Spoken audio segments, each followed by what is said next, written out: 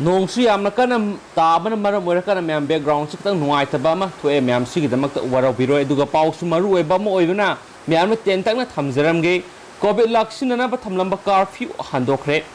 Government of Manipur secretary health ꯗꯤꯄꯥꯔꯠꯃꯦꯟꯠꯇꯒꯤ ꯉꯁꯤ press release ꯑꯃ ꯉꯁꯤ ꯑꯒꯁꯠꯀꯤ ꯇꯥꯡ 8 ꯏꯪ 2018 ꯑꯁꯤꯗ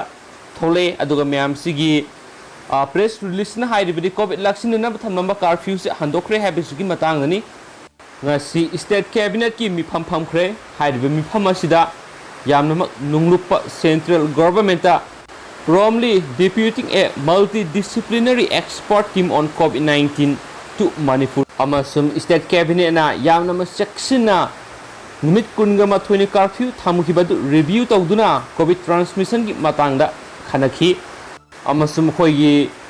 livelihood amasum economic activities singsi maintain tawnaba balance una lainabagi damakta makoina decided tawre madudi makoina thamlamba curfew si discontinue tawragani amasum micro containment zone on approach tawragani hairi amasum manipur gi praja miyamnasu covid appropriate behavior ngakna satpinabagi damakta hairakli amasum chief minister n biren singha gi facebook account gi thadorako warol kharaga mayamna thamjaramge sigumlaba ngasigi historic oiraba numit asida sai samagi matung asida athletic event asida gold medal lorapagi damakta manipur state cabinet na decided tawre madudi ikai khumnaba utpu oina medalist Neeraj Chopra da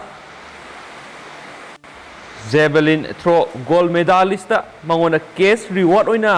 lupa 1 crore piragani haina laukthokre aduga chief minister na adugi mati haraw fongdorakli adu me hausugi no pause tenten oina ma'am share tawjuge background se adugi mati nungai jare sigi damakta ma'am warau biroi anabo I pause pizarake ma'am ngai minasi and thank you.